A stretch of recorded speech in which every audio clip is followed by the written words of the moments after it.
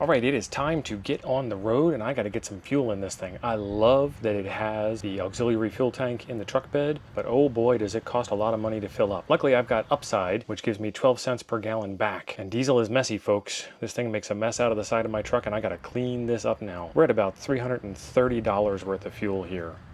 Crazy. Sometimes some really fun things happen when you're out driving down the highway.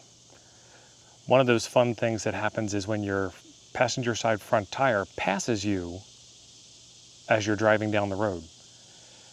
I went around a corner, I think something punctured the sidewall of the tire, and then from there it just got a little wobbly, and I slowed down, like, you know, controlled slow down. You don't slam on the brakes when you have a tire issue. And gradually coasted to a stop, and then as I stopped, the tire popped off the rim and headed on down the highway next to me. It was a little interesting, and this was a great way to start the Salem journey with the new truck and the new trailer. I have had these tires for about 6 months. They are brand new tires from when I bought the truck, and I don't know. So we took it to Discount Tire. Discount Tire has always been pretty good to us. You'll remember from a previous video, that's where we got the rear tires for the truck, which are also about 6 months old. The spare was actually in shockingly good condition, so we just needed to inflate it. Luckily, some people drove by and were able to stop and render assistance, which was fantastic, and we got out of there. I took the driver's side front tire and made that the spare. I took the spare, which was new to the truck in 2007, and tossed that away. I took the damaged carcass and tossed that away, so now I have 2 new front tires, a 6-month-old spare, and 6-month-old drive tires on the rear of the truck. That was about $1,000. I don't want to do that again. Certainly not 6 months after doing it the last time. But we're back on the road and everything is fine. And even having the rim ride on the highway for a short amount of time didn't damage the rim at all. We made it to Forestville Mystery Cave State Park, and it said it was able to accommodate big rigs like ours. We had kind of a problem with our tire today, but we got that fixed, so it took our 3-hour drive and turned it into an 8-hour drive, but it's kind of why you plan for contingencies. Check this out. So that's the back of the camper, and that's the tree at the end of the slot. Tight.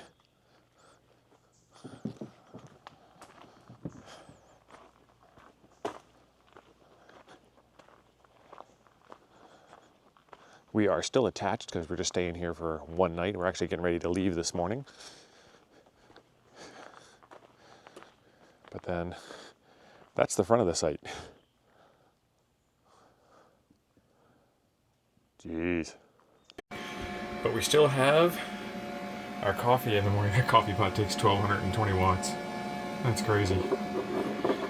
But Mama needs her coffee. And this is why you get the big one. Just a cup of coffee took 7% of this battery. These things are fantastic, though. Watch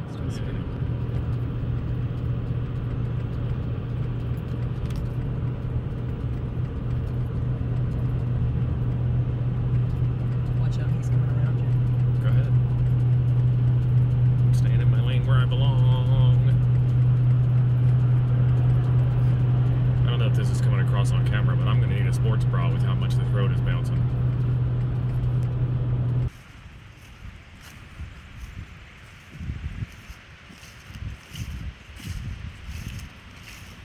We made it to Coralville Dam just outside of North Liberty in Iowa.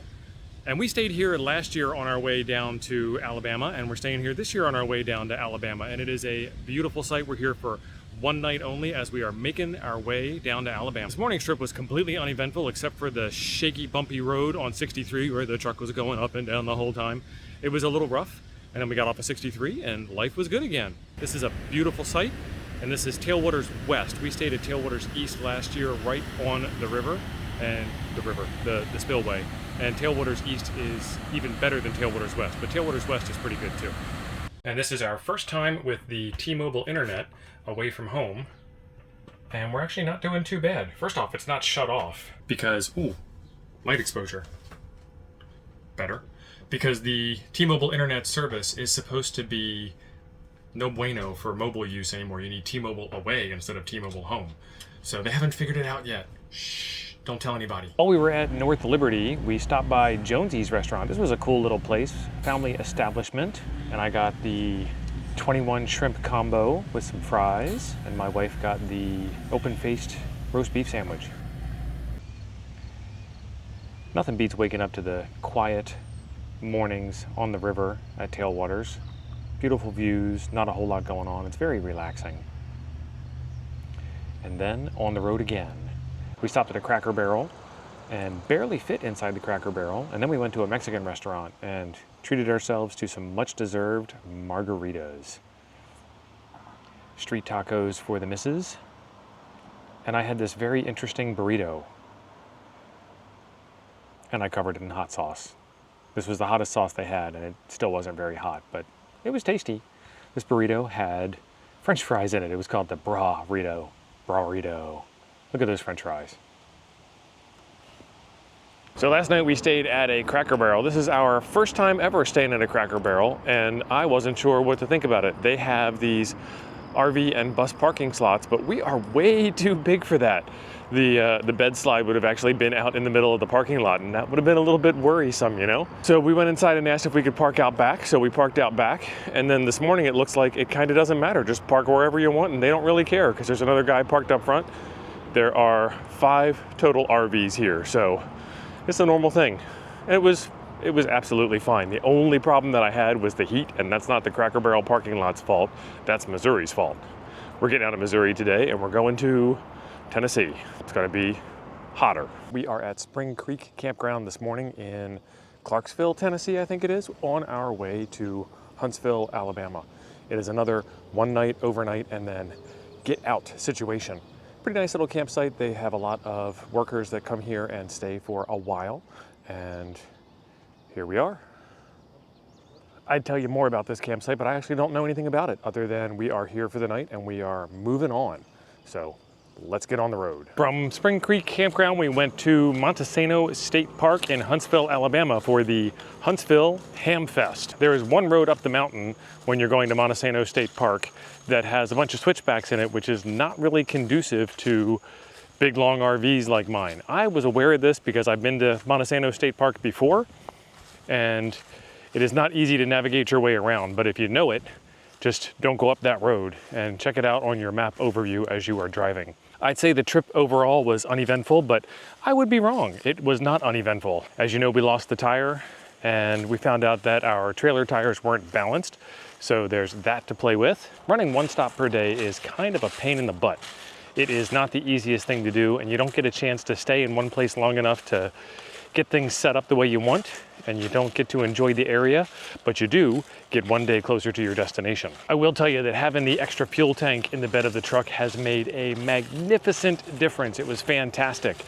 We were able to go almost 4 full days, like over 1,000 miles without having to stop to refuel. I did stop to refuel once when I had the trailer disconnected for a longer, we got there early one day and were able to stay for an entire day kind of thing. I did go ahead and put some extra fuel in it because I could, but I don't think I needed to.